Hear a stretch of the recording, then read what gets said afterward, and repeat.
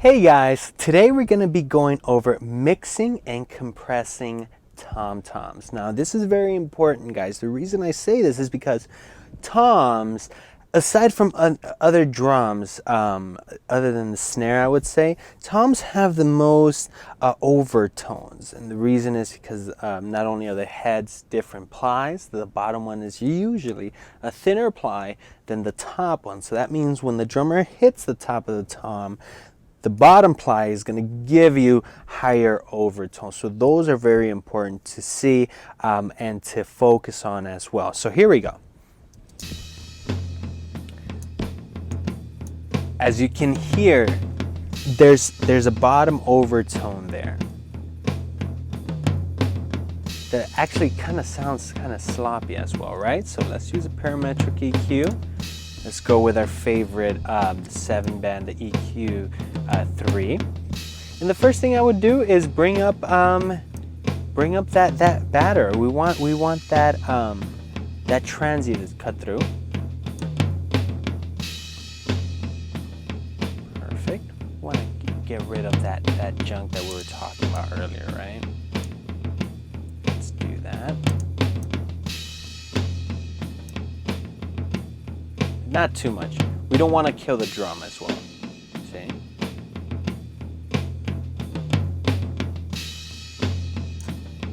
Perfect. Let's add a lot. That is what I'm talking about. Those are, and you could actually, if you bring it high enough, you could actually hear those overtones. Those are the overtones I'm talking about. Those we definitely don't want, right?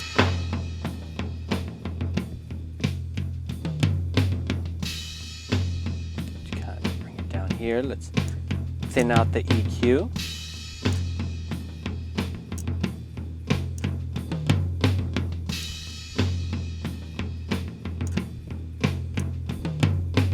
Perfect.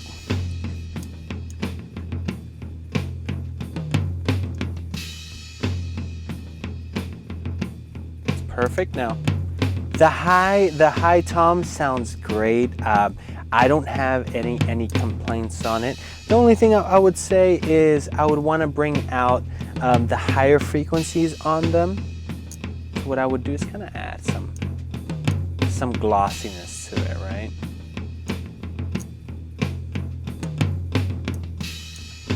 We could add in a high pass filter. Why not? There's nothing there that we're going to be needing.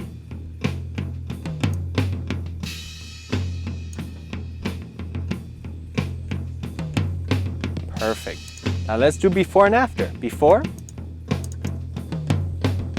You guys hear that difference? You could hear the stick much more, right? As a drummer, that's my favorite thing. And the reason I say this is because little details are going to go a long way, right? You hear the stick hitting the drum.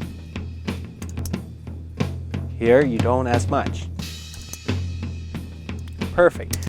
Now, when you want to compress toms, you could approach it in two different ways. You could either compress each tom-tom, or you could actually group them and throw them on an aux and then compress them that way. Personally, I like to compress them one by one and then send them to the drums submix.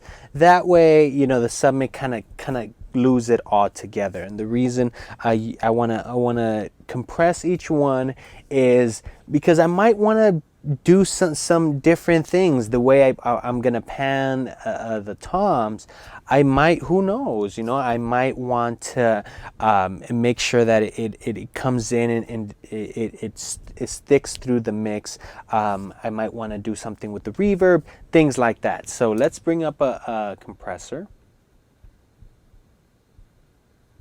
Let's see here, let's do And guys, and there's a reason I'm using stock plugins, because I want, it's same rules apply. I don't want you guys to think, well, I need to buy the most expensive gear to make something sound good. No, we need to learn the principles first, which are the basic principles, in order to get into the most advanced things here. So that's why I'm trying to simplify it as much as I can. That way, when you guys, when you guys get these higher end plugins, you're not going to depend, oh, okay, I need this higher end plugin for it to sound great, right?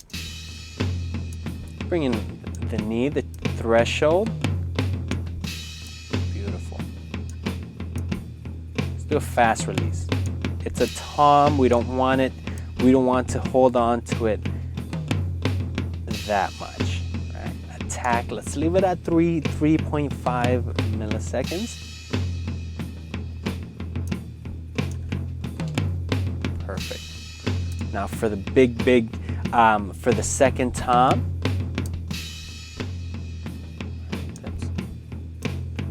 Clear the knee, let's bring it up. Now when you hear this, it's over compression. It's like the compressor's not letting it go, right? So we want to bring down the release. If we bring it up, you could hear how the compressor doesn't let it go. So make sure you guys learn the ins and outs of how a compressor works, especially on the release, on the attack times, things like that.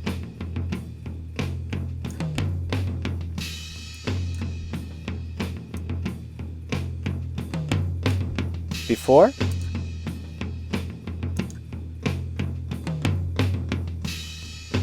Beautiful.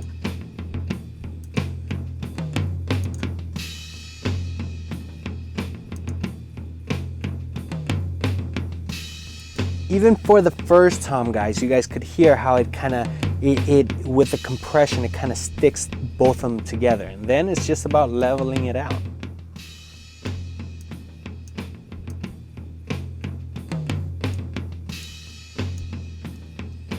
Perfect, guys. So that is compressing, EQing tom-toms. Take care.